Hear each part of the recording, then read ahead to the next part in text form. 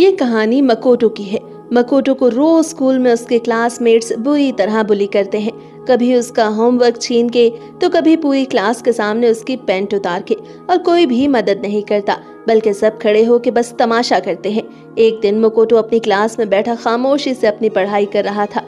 तभी एक लड़का उसकी पीठ में जोर से पेन चुभाता है, जिसकी वजह से उसका खून निकलने लगता है, मगर वो उस पर कोई रिएक्ट नहीं करता, बल्कि खामोशी से अपना सर नीचे कर लेता है। पूरी क्लास उस पे हंसती है, लेकिन वो किसी को भी कुछ नहीं कहता।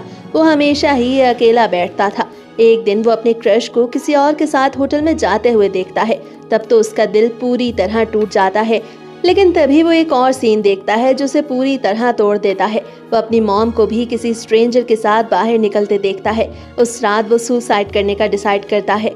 मरने के बाद उसकी सोल ट्रांसफर सेंटर में पहुंच जाती है। वो अपनी क्यू में लग के अपनी बारी का इंतजार करता है।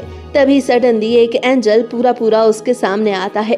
पूरा उसे बताता है कि सुसाइड करने वाले तमाम लोग सिंफुल होते हैं। उन्हें दोबारा वापस अपने वर्ल्ड यानी दुनिया में जाना होता है, ताकि वो इस चैलेंज को पूरा कर सके। अगर वो इस चैलेंज को पूरा ना कर सके तो ना ही वो री इनकारनेट होंगे और ना ही उन्हें सैल्वेशन यानी मुक्ति मिलेगी। वो चैलेंज ये था कि उन्हें वापस जाके अपनी लाइफ का सबक सीखना था, और अगर उन्होंने इस चैलेंज को पूरा कर लिया तो उनकी बात मान दी जाएगी, यानी उन्हें मुक्ति मिल जाएगी। लेकिन वापस वर्ल्ड यानी दुनिया में जाने के बाद मकोटो को अपनी प्रीवियस लाइफ भूलनी पड़ेगी। ये सब गॉड की मर्जी से था, जिसे कोई भी रिजेक्ट नहीं कर सकता था। पूरा लिफ्ट का बटन दबाता है और मकोटो को अंदर धक्का दे देता है। जब मकोटो को होश आता है तो वो खुद को एक हॉस्पिटल में देखता है। वो अब भी एक मिडिल स्कूल स्टूडेंट था। उसके पेरेंट्स उसके पास बैठे रो रहे थे, लेकिन वो सब उसे स्ट्रेंजर्स लग रहे थे। वो उन्हें नहीं जानता था। एक वीक की ऑब्जर्वेशन के बाद उसके पेरेंट्स उसे घर ले आते हैं, लेकिन मकोटो को तो अब कुछ भी याद नहीं था। यहाँ तक कि उसने ये भी याद नहीं था कि उसका अपना रूम कौन सा था। उसी शाम पूरी फैमिली एक साथ डिनर करती है। मकोटो का बड़ा भाई किसी से कोई बात नहीं करता, मगर उसके पेरेंट्स मकोटो के साथ बहुत अच्छे से बिहेव करते हैं। रात को अब जब वो अपने रूम में वापस आता है तो पूरा भी वहाँ आता है। अब मकोटो को वो उसकी प्रीवियस लाइफ के बारे में कुछ फैक्ट्स बताता है। मकोटो को छोटे होते आर्ट का बहुत शौक था और उसने एक बार एक नेशनल कंपटीशन में गोल्ड मेडल भी जीता था। उसके फादर एक ऑर्डिनरी ऑफिस एम्प्लॉय थे, लेकिन उसकी मॉम एक डांस इंस्ट्रक्टर के साथ चुपके अफेयर चला रही थी। मकोटो के मरने के बाद उसकी मम्मी ने उस इंस्ट्रक्टर से अपना रिलेशनशिप खत्म कर दिया। उसका बड़ा भाई बहुत इंटेलिजेंट और एरोगेंट है, और वो उससे तो बहुत ही कम बात करता था। मकोटो की लाइफ में जिसने उसे सबसे ज्यादा मोहब्बत दी वो उसकी ग्रैंड माँ थी, जो प्रीवियस ईयर ही मर गई थी। लेकिन ग्रैंड माँ की मकोटो की मम्मी से कभी नहीं बनी। और मकोटो की लाइफ का सबसे बुरा मोमेंट वो था जब वो स्कूल से वापस आ रहा था, जब उसने अपनी क्रश को एक मिडिल एज स्ट्रेंजर के साथ होटल में जाते देखा, और फिर उसी वक्त अपनी मॉम के अफेयर के बारे में भी उसे पता चल गया। ये सब जानने के बाद मकोटो ने खुद को अपने रूम में बंद कर लिया, और कई दिनों बाद जब पूरा दोबारा आता है तो तब जाके मकोटो अपने घर से बाहर निकलता है। पूरा उसे एक और फैक्ट बताता है। वो कहता है कि पहले तो तुम्हारा कोई भी फ्रेंड नहीं था और तुम अकेले रहते थे। तुम्हारी क्लास टीचर के अलावा किसी को भी तुम्हारी सुसाइड अटेम्प्ट के बारे में नहीं पता। घर में माँ के साथ रहना भी मकोटो के लिए बहुत मुश्किल था, इसलिए वो अगले दिन स्कूल जाने का डिसाइड करता है। अब जैसे ही वो अपने क्लासरूम में एंटर होता है, सब उसे देखने लगते हैं। जब टीचर उससे उसके बारे में पूछता है तो वो लाउडली कहता है कि मैं बिल्कुल ठीक हूँ। ये सुनकर सब हैरान रह जाते हैं कि वही मकोटो है जो हमेशा चुप रहता था। अब आर्ट रूम में मकोटो देखता है कि उसकी इनकम्प्लीट पेंटिंग अभी भी पड़ी हुई है, लेकिन उसे याद नहीं आ रहा था कि वो पेंटिंग उसे कैसे कंप्लीट करनी थी। तब हिरोका उसके पास आती है। वो उसे स्माइल करते हुए देखती है तो मकोटो भी उसे देखता है और दिल ही दिल में सोचता है कि क्या ये वही लड़की है जिसे उस दिन उसने होटल में जाते देखा था।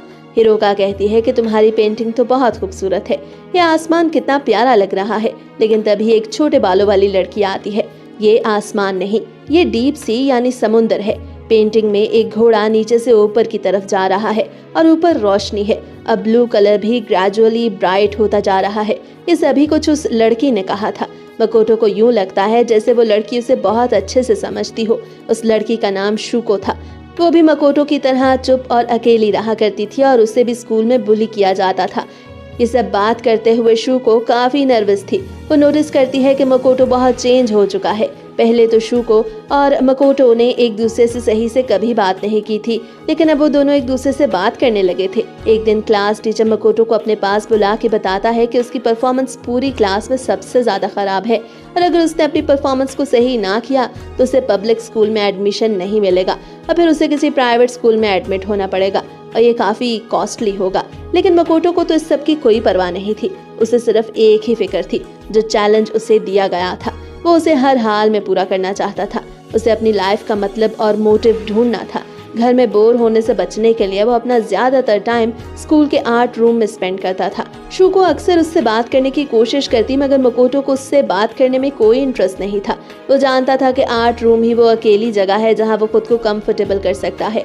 मकोटो को अपने घर से भी नफरत थी। उसे अपनी मॉम की फेक मोहब्बत और झूठी केयर से भी चिढ़ थी। जैसे ही वो उसके अफेयर को याद करता है उसे अजीब लगने लगता है। एक दिन खाने के बीच उसकी मॉम से वो साफ साफ बोलता है कि वो उनके साथ एक टेबल पे बैठ के खाना नहीं खा सकता। उसकी मॉम चुप हो जाती है, कुछ भी नहीं बोलती, बस आंखें नीचे करके रोने लगती है। उसी रात पूरा दोबारा आता है। वो मकोटो को वार्न करता है कि अगर तुमने इन 6 महीनों के अंदर अपनी लाइफ का मतलब ना समझा तो तुम्हारी सोल को हमेशा के लिए रिमूव कर दिया जाएगा। फिर वो उससे नरमी से कहता है कि बजाय इसके कि तुम हर वक्त एंग्री मूड में रहो यानी गुस्सा करते रहो, क्यों ना तुम अपनी लाइफ को फील करो, थोड़ा सा जीने की कोशिश करो। मकोटो को ये बात क्लिक करती है। अगले दिन वो डिसाइड करता है कि वो अपनी लाइफ को एक बार और चांस देगा।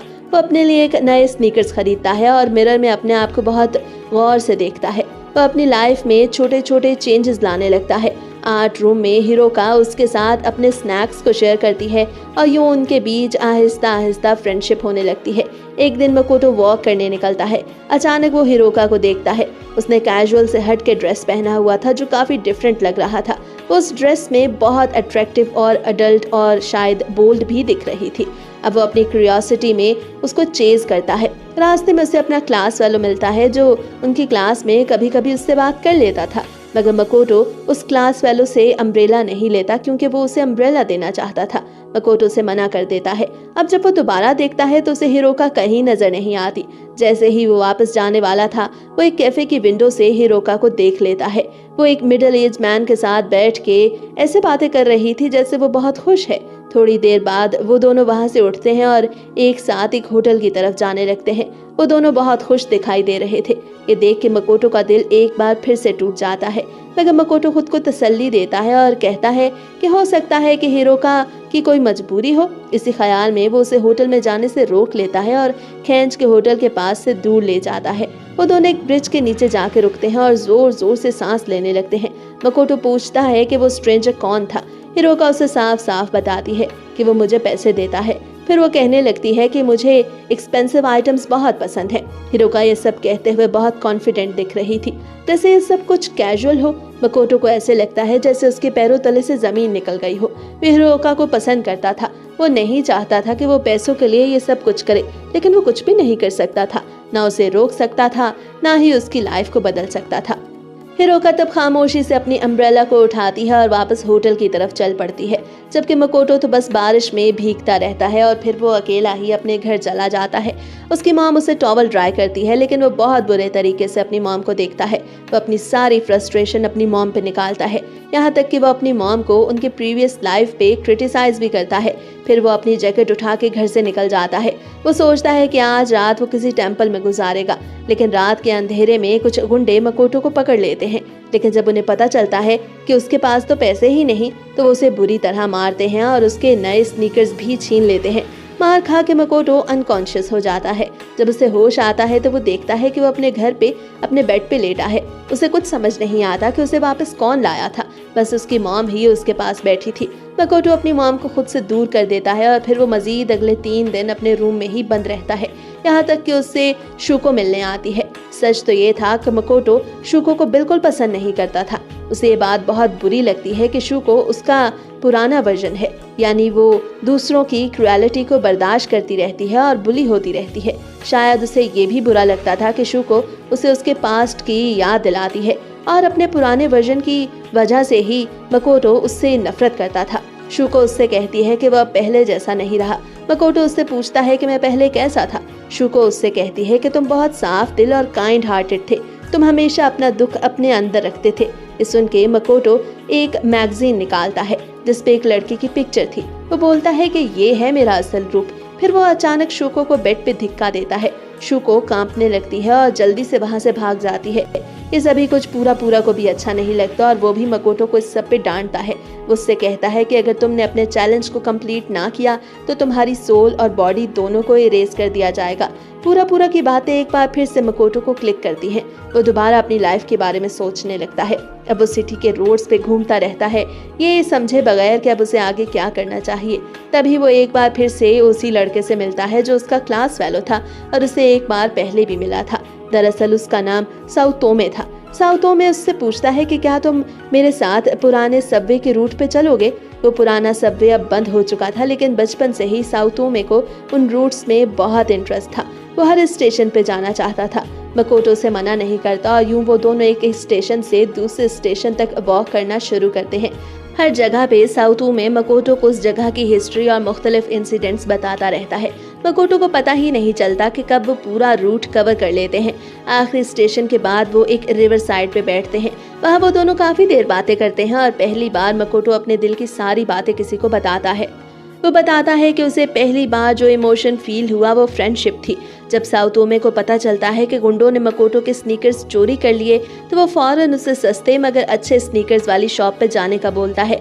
मकोटो को ये सब बहुत अच्छा लगता है। साउतोमे की फ्रेंडशिप ने उसे इतना हौसला दिया था कि वो दोबारा यूनिफॉर्म पहन के स्कूल वापस जाता है। उसके फेस पर अभी भी वो रैशेज और पट्टियां दिख रही थी जो उन गुंडों के मारने की वजह से वहां मौजूद थी, मगर अब उसे दूसरों की कोई परवाह नहीं थी क्योंकि अब उसके पास उसका एक अच्छा फ्रेंड था जो उसकी केयर करता था, जिससे वो मुस्कुरा के सबके सामने हेलो कह सकता था। और उसे ये भी डर नहीं था कि साउतोमे उसकी वजह से दूसरों की नजरों में आ जाएगा क्योंकि अब वो एक दूसरे के लिए स्ट्रांग बन चुके थे। शायद यही होती है असल फ्रेंडशिप। अब वीकेंड पे वो दोनों साइकिलिंग करते हैं। साउतोमे मकोटो को शॉप पे लेके जाता है जहां वो स्नीकर्स देख सके।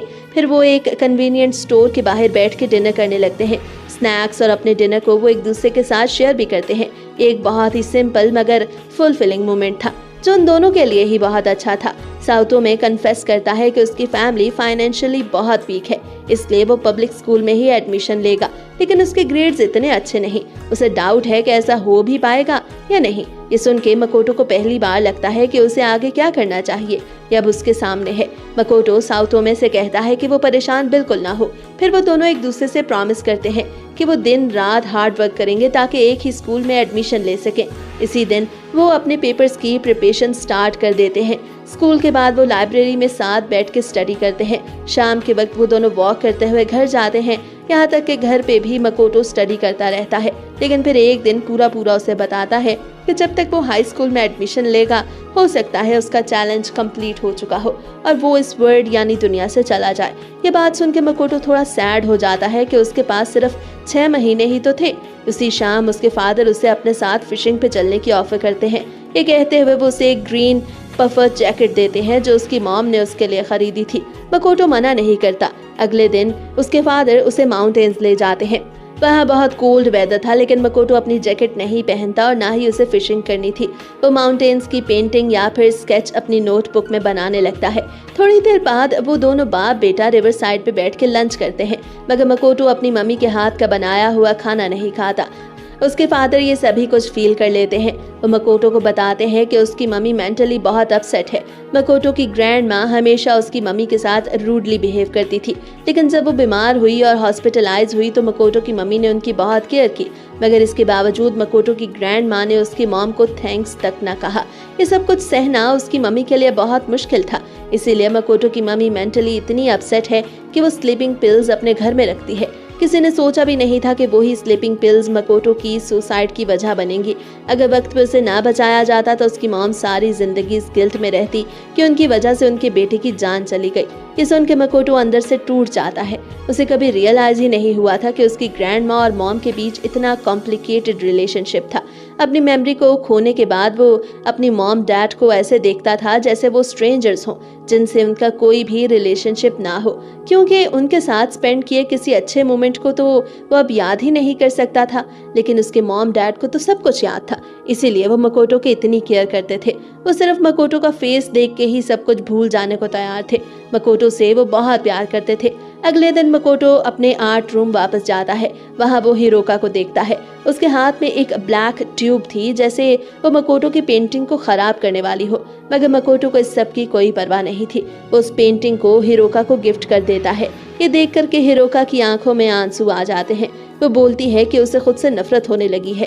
पहले उसे एक्सपेंसिव बैग्स, ज्वेलरी और ऐसी बहुत सारी आइटम्स पसंद थी, लेकिन वो दिल से चाहती है कि उन सभी चीजों को छोड़ दे। फिर हिरोका कहती है कि वो बहुत ज्यादा परेशान और अपसेट है। उसे लगता है कि वो पागल हो जाएगी।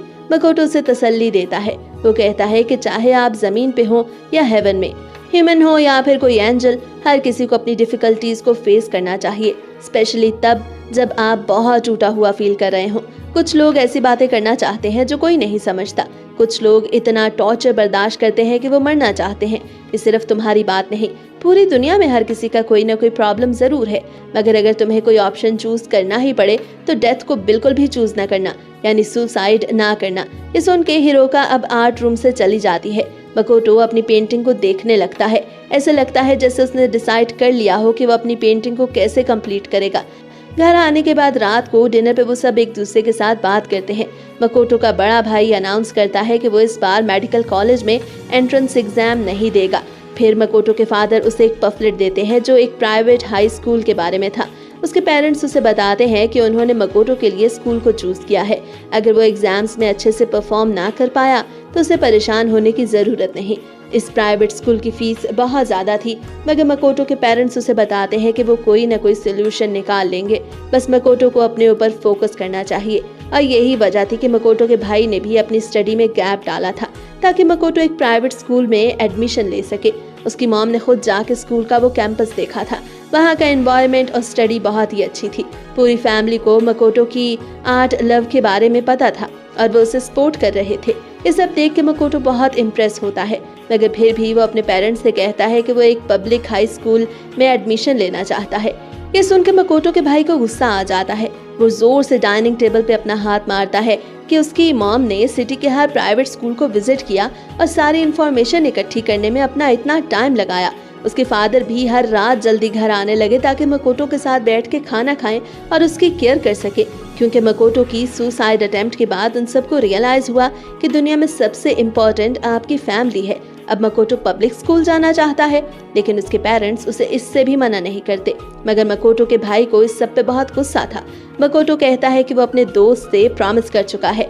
साउतो में वो पहला इंसान था जिसे मकोटो ने स्कूल में अपना फ्रेंड कहा। जिस दिन वो स्कूल में एडमिट हुआ उसे बुली किया जाता था, मगर साउतो में अकेला था जिसने उसे साइकिल राइड कराई, स्नीकर्स खरीदने के लिए साथ लेके गया और स्कूल के बाद मिलकर स्टडी की। इसलिए मकोटो चाहता था कि वो दोनों फ्यूचर में भी एक साथ रहें। वो और फ्रेंड्स भी बनाना चाहता था। वो उनके साथ स्कूल जाना और क्लास के बाद आउटिंग करना चाहता था। बस ये छोटी छोटी चीजें नॉन इम्पोर्टेंट और ऑर्डिनरी सी, यही वो ड्रीम्स थे जो मकोटो के दिल में सबसे ज्यादा खुशी भरते थे। पहली बार मकोटो अपने दिल की सारी बातें अपनी फैमिली से कह डालता है। ये सुनकर उसका भाई भी कुछ नहीं बोलता। टेबल पे रखा हॉट पॉट भी पक चुका था। उसकी मॉम उसे एक पूरा बाउल देती है खाने को और मकोटो भी इस बार मना नहीं करता और अपनी मॉम का बनाया हुआ खाना खाने लगता है। उसकी मॉम की आंखों से खुशी के आंसू आने लगते हैं। इसका मतलब था कि उन माँ बेटे के बीच जो एक डिस्टेंस आ गया था वो अब इरेज होने लगा था। उसी रात पूरा एक बार फिर मकोटो के सामने आता है। वो कहता है कि कल मुझे तुमसे बहुत इंपॉर्टेंट बात करनी है। मकोटो समझ गया था कि उसका टाइम पूरा हो चुका है, मगर उसे ये नहीं मालूम था कि वो इस चैलेंज में सक्सेसफुल हुआ या नहीं। मकोटो साउतोमे से मिलता है। वो उससे कहता है कि अगर कभी मैं बदल जाऊं तो मुझे इग्नोर मत करना। फिर वो शुको के पास जाता है और उस दिन के अपने बुरे बर्ताव पे उससे माफी मांगता है।